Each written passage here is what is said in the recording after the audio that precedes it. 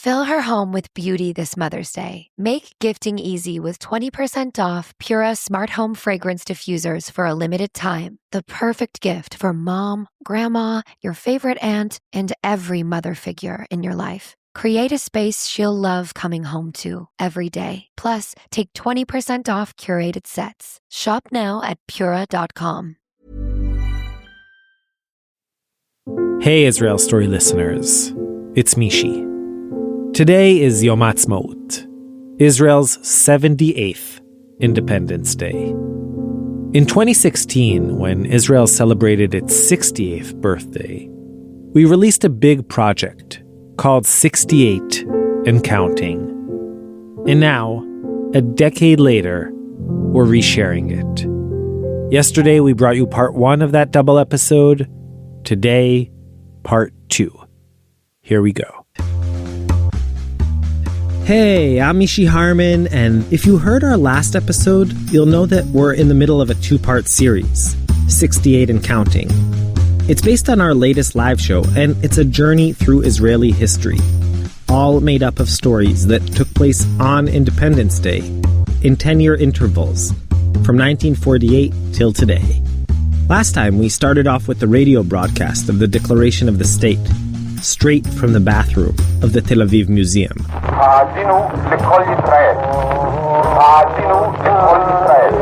We then skipped a decade to 1958 and met Peretz Shkalim, a new immigrant from Iran who came to Israel with a dream and with Persian rugs. He's known in Israel as a carpetman. He's known as the carpetman. 10 years later, we marched with Shimon Giller in the extravagant post-Six-Day War military parade in the newly unified Jerusalem. When you are small, the tank looks like a mountain. And then heard how 14-year-old Palestinian Ali Kleibo didn't quite share Shimon's excitement. It is like seeing a monster in the monster movie. And these were the instruments of the monster. Lastly, we jumped up in the air as Tal Brody and his Maccabi Tel Aviv teammates put us on the map with their huge victory in the European Championship. And today, we pick up where we left off. Yom Ha'atzmaut, 1988. So, all the stories we've heard up until now on this journey were, at least for me, part of history. In order to report them, we dove into archives, read old newspapers, interviewed people the age of our grandparents. But 1988 is different. It's the first Independence Day in our series that I actually remember myself. Well, sort of. I was 5 and we had just come back to Israel from a long sabbatical in America. But I'm not alone. It was a first for many people. Katie Pulverman went to talk to a bunch of them. 1988. It was my first Independence Day. It was very exciting, really. It was very exciting. Meet Yosef. Okay, I'm Yosef Begun. I was born in Soviet Union in Moscow in 1932, before the Great War. Yosef remembers the exact date he made Aliyah. 88, January 20. I remember the day, of course.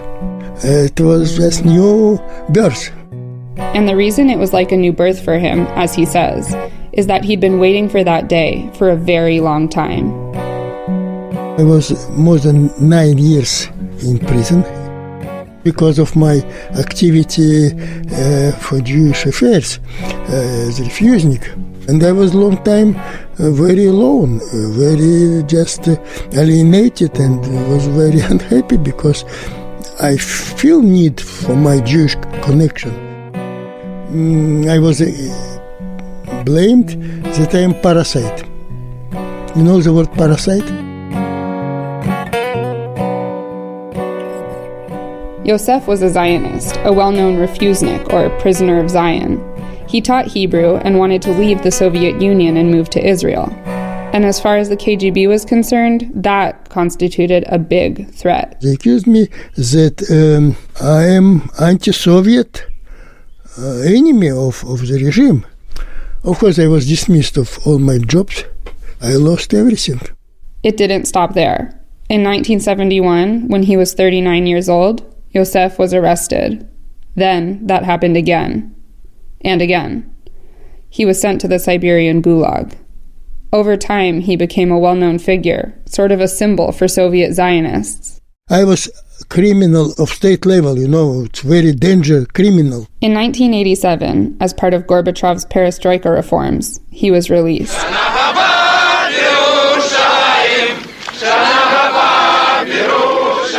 This is a recording of him being carried on the shoulders of his supporters at the Moscow train station as he returned home. A few months later, on April 21st, 1988, that chant, "Next Year in Jerusalem," became reality. Yosef celebrated his very first Independence Day in Jerusalem. Well, I was, of course, very excited as I saw crowds of Jews all around Jerusalem. Great joy on the streets. It was very moving for me. Less than an hour's drive away, other Israelis were celebrating a different kind of first Yom Ha'atzmaut on that very same day. Yanki and Adina Elephant made Aliyah from Syracuse, New York. Yom Ha'atzmaut 1988 wasn't their first in Israel, but it was the first in their new home, in the newly established, modern Orthodox West Bank settlement of Hashmonaim. They had no electricity, there were no paved roads, or even trees or shade. Looking around, all they could see were barren hills and one small Arab village. The first Yom Ha'atzmaut in the Yishuv was 1988. And the whole Yishuv, all of our 21 families got together and we spent it together. And we had a big spread. Somebody made falafel, and somebody cut up salad, and everybody, stuffed their own pitot. And the kids roasted marshmallows and did whatever they did. That was the Yom Ha'atzmaut that I remember. We were the 8th family. There was nobody living in this area. There were no homes, nothing. Everybody shared what they could. They brought, they cooked, they shopped, and we had a feeling of being a family because of our settling in this place together. We asked Yanki and Adina what had attracted them here. Their answer, like that of many settlers, was a mixture of pragmatism and idealism. I wanted a private home, and I wanted to live over the Green Line, and that's why we're here. We're very Zionistic in our outlook, and we wanted a place where we really would feel very much that we settled in this country, and we'd have room for the kids to grow. Hashmonaim was our statement of we want to repopulate areas which were Jewish before that. For us, it was rebuilding the country. Before we left, Yanki took us for a tour of the settlement. Ring Road is the road that circles the entire Yishuv. Today, it's thriving. More than 550 families live here, and there are beautiful homes with red tile roofs and green gardens. There's even a baseball diamond, home to the Hashmonaim Titans. Yanki pointed out the old dirt road, the site of the original entrance, the first synagogue. Then we stopped at the top of a hill and looked out at the houses of the next village over, 500 meters away. That's an Arab village called Midia. We actually had some of the Arabs who lived there did work for us in building when we were building our house here. As you can see, it's walking distance. And I would walk there and have coffee with them. We were, I won't say we were friends. We didn't go to movies together or do anything like that, but we were on very good relations. I was slightly skeptical, even though I know that in one of those ironic twists of life in Israel, settlers usually have closer ties to Palestinians than card-carrying lefties from Tel Aviv do. Yanki clarified. Let's put it this way. There are no public signs of animosity between the people in Midia and us.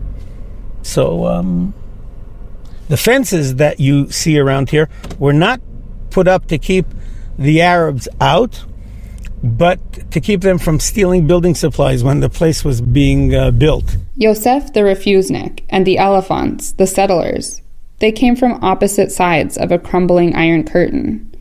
But still, in Israel, they sort of felt the same. There was a feeling of, we are chalutzim, we are the first ones here. I've lived here many more years than I did in the States. I felt that it's my country. It's my country, my only country. Israel, it's home. It's real, my own home in the world.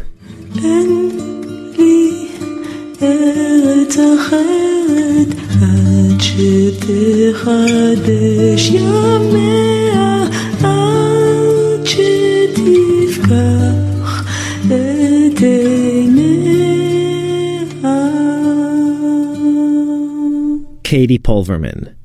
The 90s were a roller coaster ride. More than 1 million Russians arrived after the fall of the Soviet Union. 14,000 Ethiopians were airlifted to Israel in less than 36 hours. The Oslo Accords ended with the famous signing and handshake on the White House lawn, and King Hussein became our new best friend. And then there was Israel's most significant before and after moment, Rabin's assassination. It was indicative of something that had been going on for a while, but that we sort of preferred, collectively, not to notice. Israel was becoming more and more fragmented. And it wasn't just the growing rift between the left and the right. There was also, as Shoshi Shmulevitz will show us in the next story, a deepening divide between secular Israel and religious Israel. You know how you throw a stone in the sea and then there are the circles and they're getting bigger and bigger and bigger? The stone, let's say it was the Pamonei Yovel. I think that it gave an energy for the art world, a new momentum.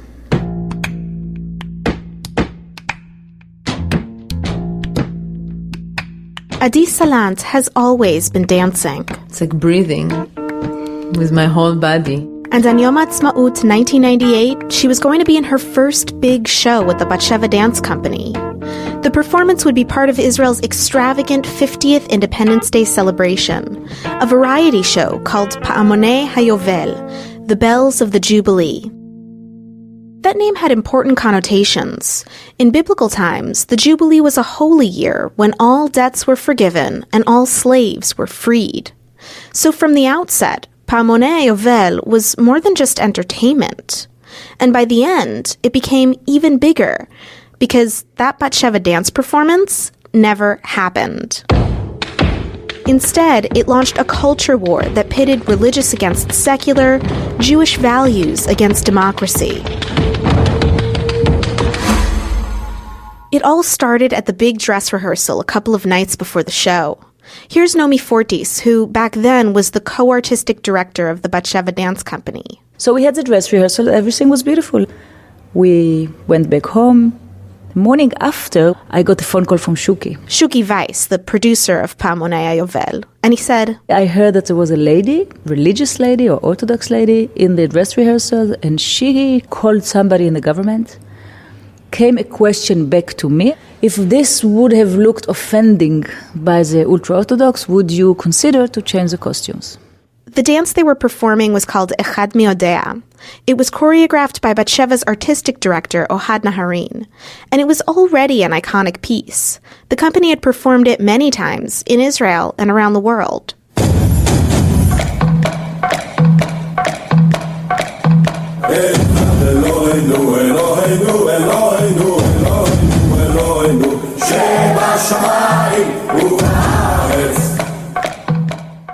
What was so offensive about this piece wasn't the fact that they used a rock version of a Passover song.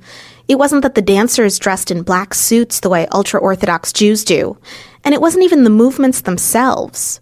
What was insulting was that by the end of the song, the dancers stripped down to boxer shorts and tank tops.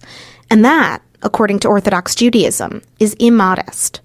Rabbi Yitzchak Levi was the culture minister at the time. The Jubilee performance, which is supposed to represent our cultural identity, must respect us. Now, the costumes in that piece were inappropriate and disrespectful, and that was offensive to the part of the population who were not willing to see that kind of dress. Rabbi Levi was one of the moderates. Although he's religious and he didn't like the costumes, he didn't take a stand against Batsheva. But that was the argument coming from the ultra-Orthodox parties. So Nomi talked to Ohad, the choreographer, and he said, I never wanted to offend nobody, and no, we will not change the costumes. It's part of the creation, it's part of the artistic work. And Naomi thought, that was it. End of discussion. And then a few hours went by, and another phone call came. A little bit more stressed already. And again asking the question, and then coming with a few more arguments, why it is important, and what's offending about it, and so on. And we were trying to manage a civil discussion about it, what exactly is offending for you. And if we change that, what will happen to the other elements? If you look for something to be offending, you'll find many offending elements in it. So Naomi and Ohad stood their ground. We asked to be released from the show because we didn't want to be under that pressure. We didn't want to be offending to nobody. But when all the other performers caught wind of it, they said that if Batsheva didn't go on, they wouldn't go on. And that is when the pressure began to build. And then started like constant waves, which each wave was followed by a stronger one and a stronger one. And each time somebody higher up got involved, all the way up to the Prime Minister's office. And they started to say that it's a political issue and the government might fall if we say no. The offended parties threatened to topple the coalition unless the dancers covered themselves up. They were at a stalemate. If Batsheva performed, the government might fall.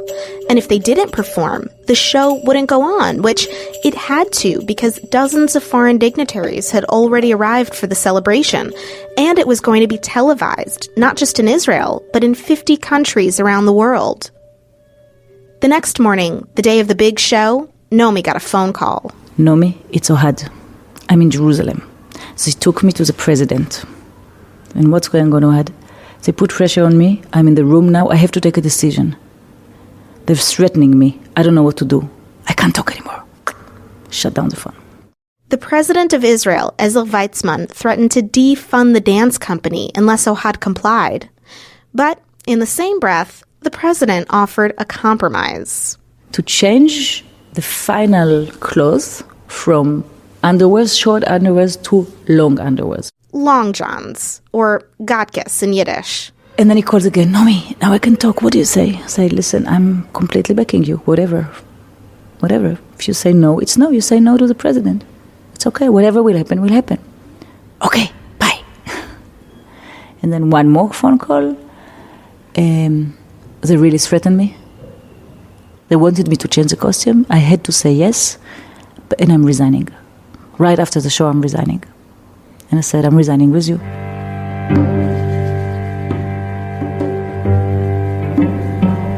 Later that day, when the dancers arrived in Jerusalem for the performance, Ohad told them about the costume change and his resignation. And then immediately the dancer said, no issue, we're not going on stage. That's it. We're just not going on stage. And of course, we even said something like, it might mean that we are all fired tonight or something. Yes, so we're not going on stage, we are backing you. We didn't stop to think so much. That's Adi Salant, the dancer you heard earlier. It was from the guts, we felt it's wrong to perform with it like this, and we went for it. Backstage, the Prime Minister's chief of staff tried to convince the dance company to perform, as planned, in the gatkes.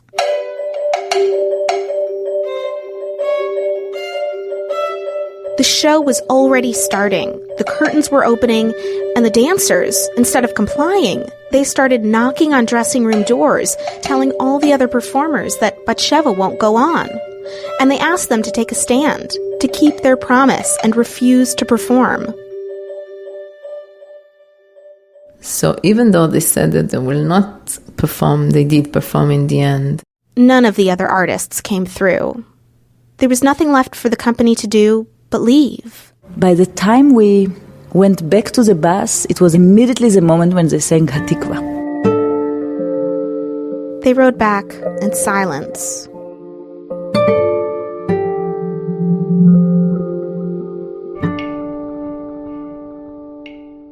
The next morning, they were all over the headlines. Championing us for what we did. So it completely reversed itself to become a huge scandal of how the government is censoring the art and religious oppression and freedom of speech and the freedom of the art and the freedom of expression, and a few demonstrations. I think one in Jerusalem, one in Tel Aviv.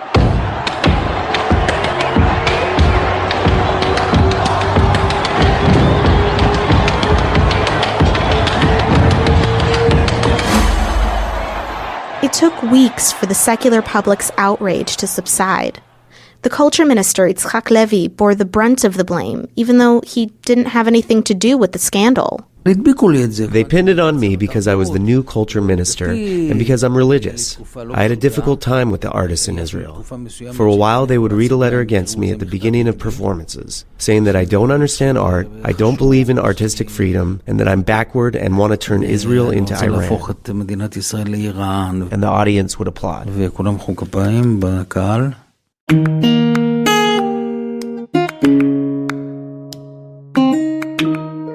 Gradually, tensions subsided.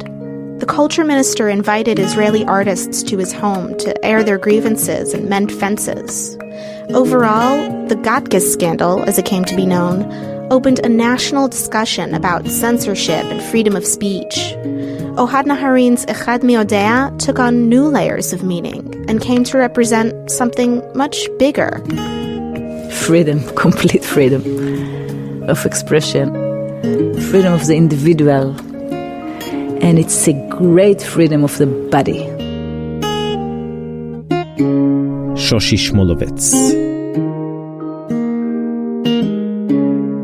What you didn't get here in the podcast version of that story was the amazing dance that accompanied the piece in the live show version. It was choreographed and performed by Maya Orkin. Check her out.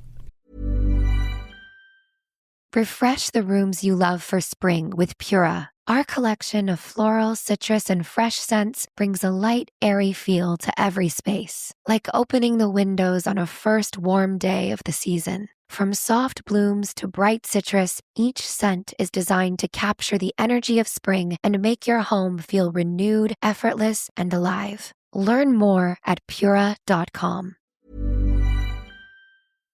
Okay, so moving along. It's Independence Day, May 2008. You've just woken up, you're eating your cereal, drinking your coffee. You open the paper, and a glossy ad falls out. Israel celebrates 60 years of independence, it reads. There's one source of pride that has been with us for 60 years, the text in the smaller letters continues. Since the very beginning of the state. It has been there with us in all our important national moments. It has been with us in all the important moments of our personal lives, too. In moments of sadness and moments of joy. It always makes us feel as if we belong and gives us renewed strength. Sounds impressive, huh? And what you might be asking yourself was that timeless source of pride that the ad was describing? Well, it was our national flag. But the ad wasn't just an ad. It came with a little gift, a plastic bag with a large cloth flag inside. Pretty cool. And who was behind this nice little memento that was given away to every single newspaper buyer that day? At the very bottom of the page, it said that Bank HaPoalim, the workers' bank, was proud to distribute the Israeli flag, so that together we can paint the country blue and white. ביום העצמאות כולנו תולים את דגל ישראל. חג שמח, בנק הפועלים. Welcome to modern-day Israel, the land of milk and honey, in which banks are the official promoters of patriotic sentiment. Ever since 2005, Bank HaPoalim, which is Israel's largest bank, had been distributing free flags on Yom HaAtzmaut. They'd give out more than 1 million flags each year, and 2008 was no different. So I actually have one of those 2008 Bank HaPoalim flags here with me. I asked Lindley Rothenberg from the Eye Center, who had never seen this flag before, to jump into the studio with me. Okay, so Lindley, do you notice anything odd about this flag? The star is just wrong. It's like tilted. Yeah, the Magen David, the Star of David, is on its side. If you're having a hard time imagining this, go to our website to see a picture. Or else just think of an American flag with blue stripes and red stars, or a Canadian one with the maple leaf stem up. So you might think Israelis are laid back and that those who notice the mistake, and really it was hard not to notice, would just sort of laugh it off. Not quite. There had already been some grumbling in previous years when consumers realized that these free flags were manufactured in China. In 2008, when the Chinese factory got the angle of the Magen David wrong, people freaked out. If only the bank had manufactured the flags in, say, Dimona or Yerucham, they were sure, such a mistake would have never happened. For many people that year, the upside-down Magen David, made in China and distributed by a bank, symbolized everything that was wrong with Israel. Sloppiness, hyper-capitalism, loss of national pride. Bank Hapoalim scrambled to do some damage control. But instead of just admitting that someone had messed up, they released a rather amazing statement.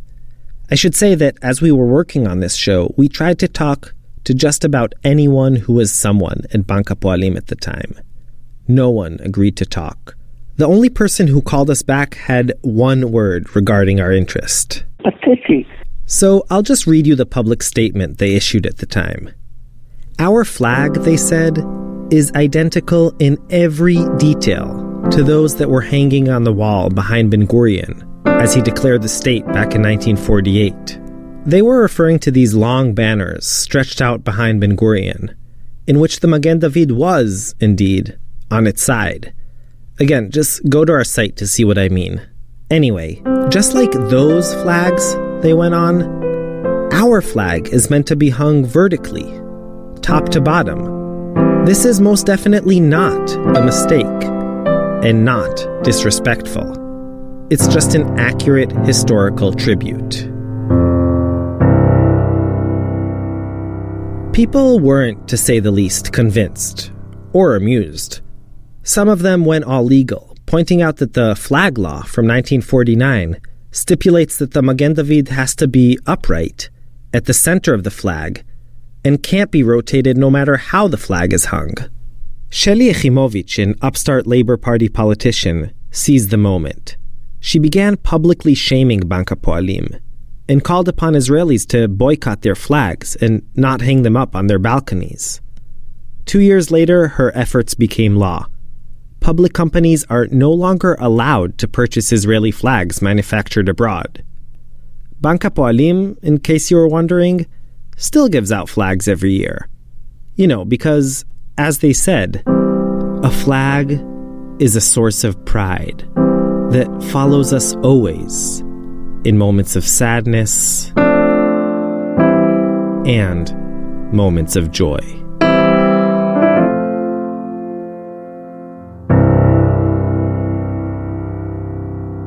Shai Satran and Itai Hyman produced that piece.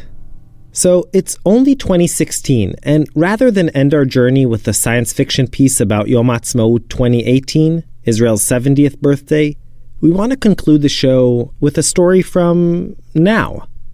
Yochai Meital brings us to our final Independence Day stop. I want you to conjure up the nerdiest get-together you can possibly imagine. Say, Comic-Con or maybe a huge Star Trek convention. Okay, now put a kippah or a yarmulke on all the guys. Dress the girls in long skirts. You with me? Welcome to the 2016 International Youth Bible Competition. The crowd is going wild. Rows of family members and classmates are cheering on 12 nervous-looking, pimple-faced teenagers on stage.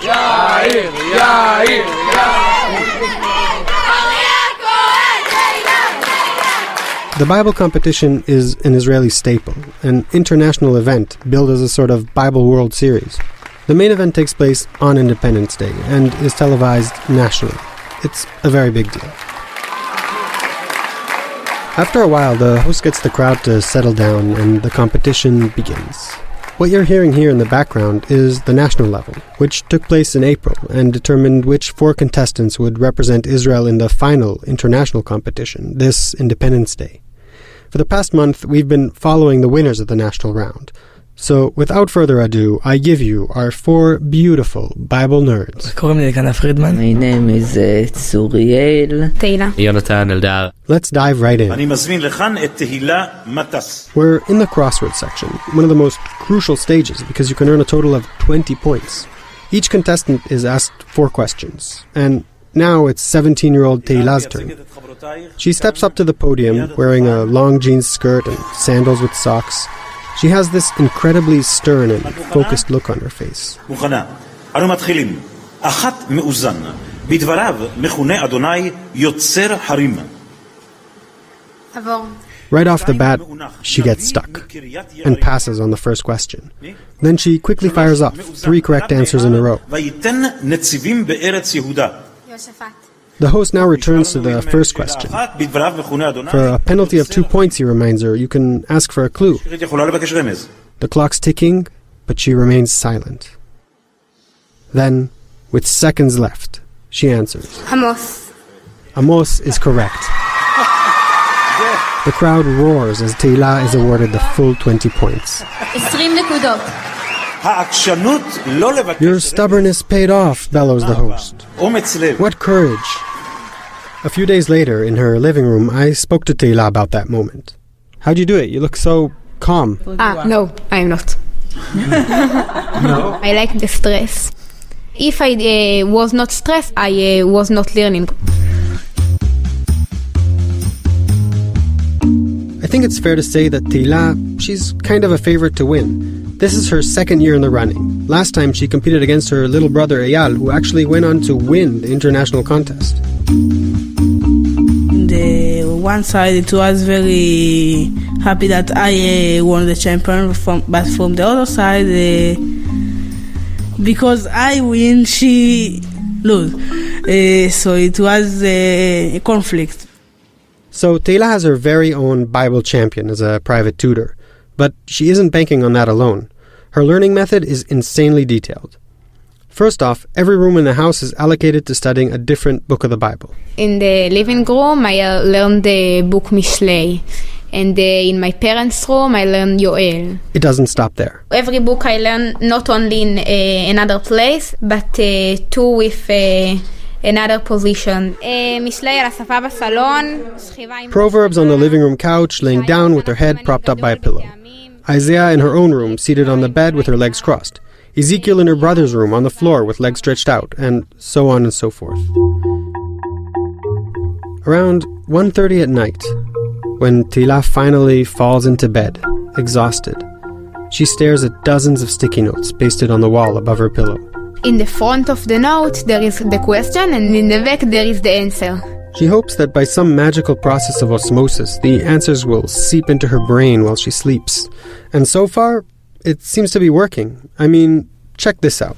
Most of the chapters I know by heart. Can we try it? We gave her a little test. Tehila's father opened the Bible to a random page and read the first half of a verse. Without missing a beat, she completed the pasuk. גם כי תרבו תפילה אינני שומע, ידיכם דמים מלאו.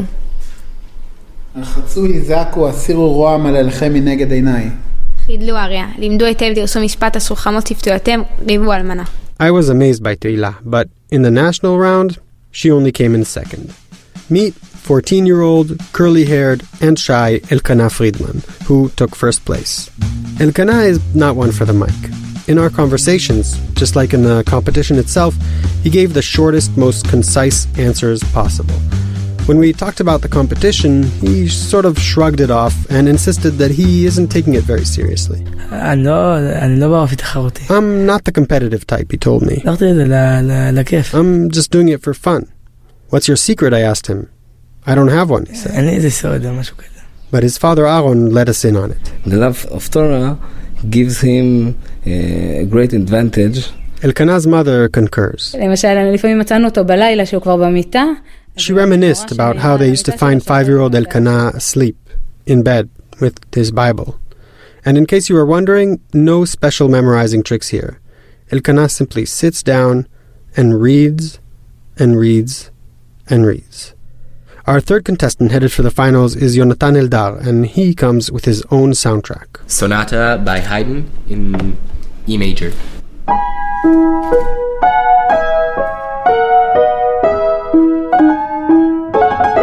Yonatan, who's going to be 18 in a couple of months, is the oldest of the 4 Israeli candidates. He's also the most experienced.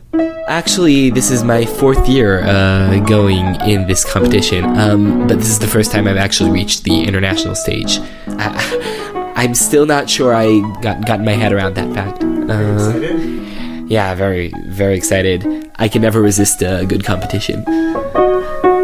Very competitive. In last year's competition, Yonatan was at the heart of a controversy of biblical proportions.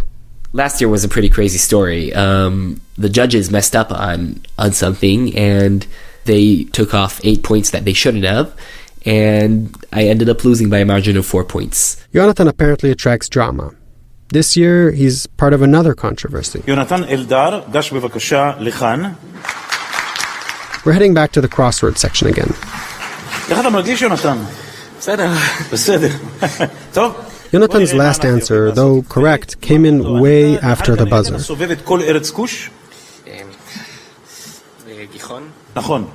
And all hell broke loose.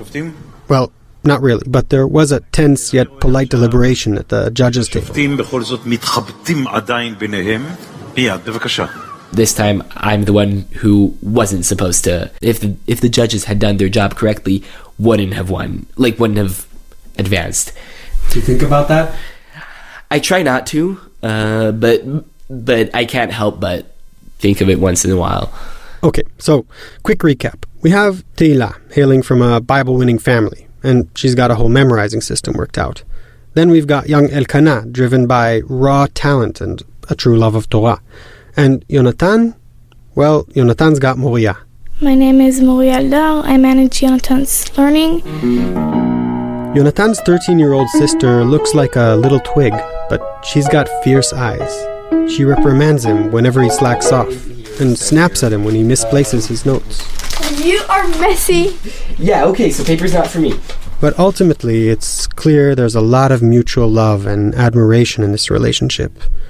During study sessions, the two of them sit facing each other on either side of a bed and work into the wee hours of the night.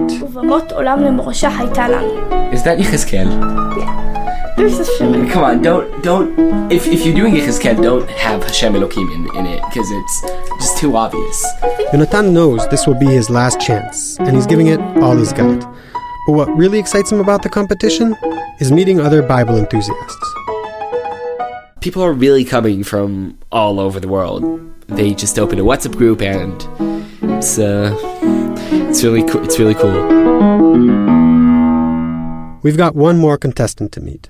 My name is Tzuriel Naaman. And Tzuriel, who is 14 and a half, has a very different attitude than Yonatan. I am not a friendly person. I love to be alone. I don't feel alone or bored because I love to learn Bible and mathematics. Do you ever wish you were more social? I don't like friends. I don't excited of those kind of feelings. So what things do excite you? To win in the World Bible Competition. Right before the national competition, we went around asking the contestants about their studying methods. But Tzuriel, he wouldn't talk to us. I can't speak it. Oh, okay. It's a secret? Yes. So you can imagine how excited I was when, sitting in his bedroom, a week later, he suddenly said, Now I say the secret. Just so you know, your secret is safe with us. We're going to hold this information until after the competition. No, I am not afraid to speak now the secret because they don't have enough time to implement it. Okay. The secret is the Bible use a lot of metaphors, and if I remember the metaphors, I remember the Bible. So, yeah, that's his secret. The metaphors. On Yom Ha'atzmaut itself, when the international round took place, I was far away, in New Orleans actually, in the middle of our live show tour, but I wasn't going to miss it. So I woke up at 3 a.m. and pulled up the live stream on my phone. Moderator Guy Zuaretz, fresh off hosting the hit Israeli version of Survivor, awkwardly thanked all the contestants for showing us what true love of Torah is all about. After many rounds and hours of grueling questions, there were only 2 contestants standing. 2 out of 60 kids from all over the world, Tehila and Elkanah. They faced each other in a sudden death knockout round, rosh berosh, head to head. Tehila, you'll recall, is the only girl in our group, and young Elkanah, he's the lifelong lover of Torah. Anyway, after 10 questions each, it was still a tie. You could hear a pin drop in the Jerusalem theater. Then, Tehila got a curveball. About who was it said, the host asked. They are joined fast to one another. They cling together and cannot be parted.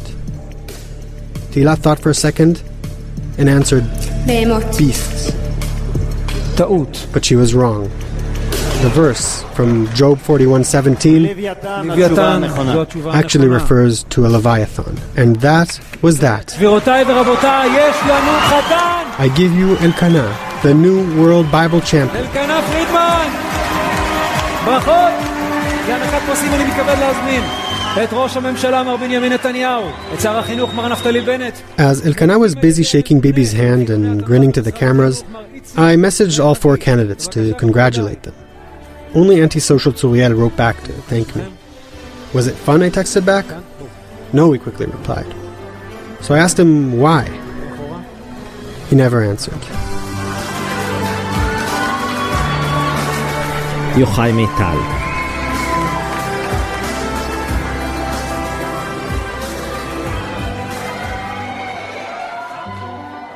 So we've reached the end of our journey, 68 and counting.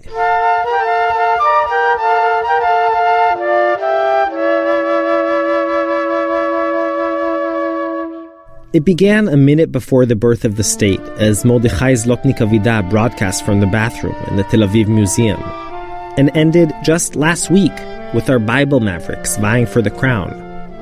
And now what? Where do we go from here? What will Israel's 70th or 80th or 90th anniversaries look like? The answer changes dramatically depending on who you happen to ask, and just how optimistic or pessimistic they happen to feel that day.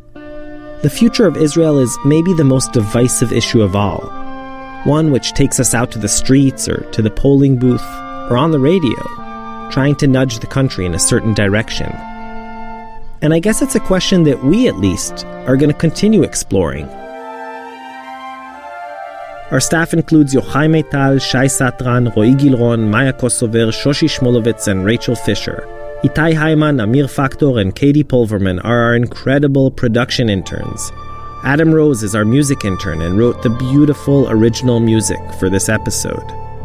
Julie Subrin's our executive producer, Amishi Harman, Shalom Shalom, and Yalla Bye. לאן הלך, אהובתי? אני ממש לידך. איפה האמא? האמא שלי. אתה מזמן לבדך.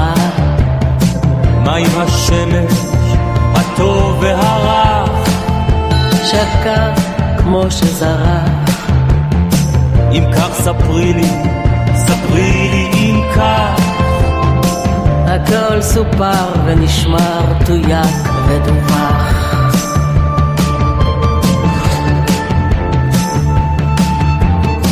אני שומע שוב פרשים, אינך שומע דבר, וריח מר עולה מן הרעשים, והוא ילך ויגבר. מדוע קר לי כל כך? זה לא מאוד מסובך, את מוכרה לי אבל רחוקה. אתה ליד עצמך, אני ממש לידך. אם זהו רק תרגיל, זה אכן תרגיל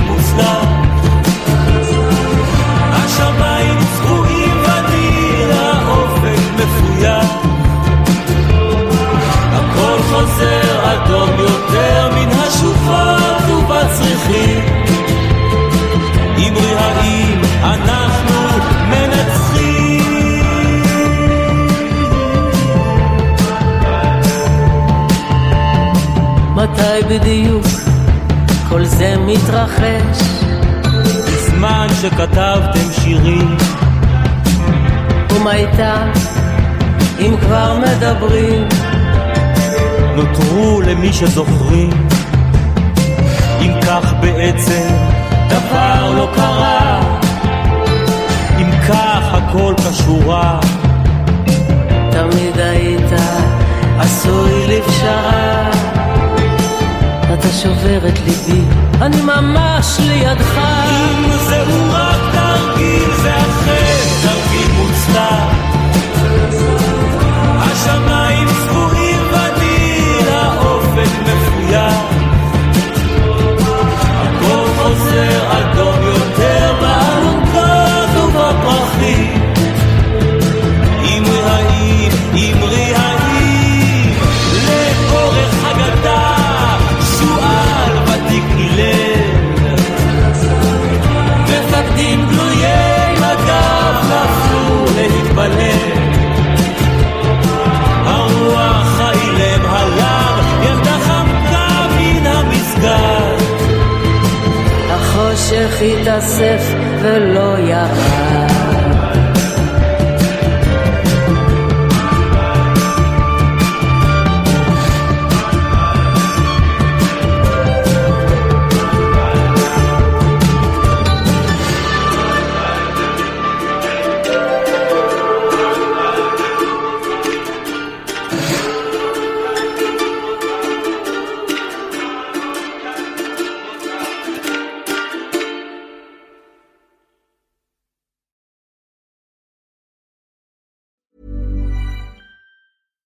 Fill her home with beauty this Mother's Day. Make gifting easy with 20% off Pura Smart Home Fragrance Diffusers for a limited time. The perfect gift for mom, grandma, your favorite aunt, and every mother figure in your life. Create a space she'll love coming home to every day. Plus, take 20% off curated sets. Shop now at Pura.com.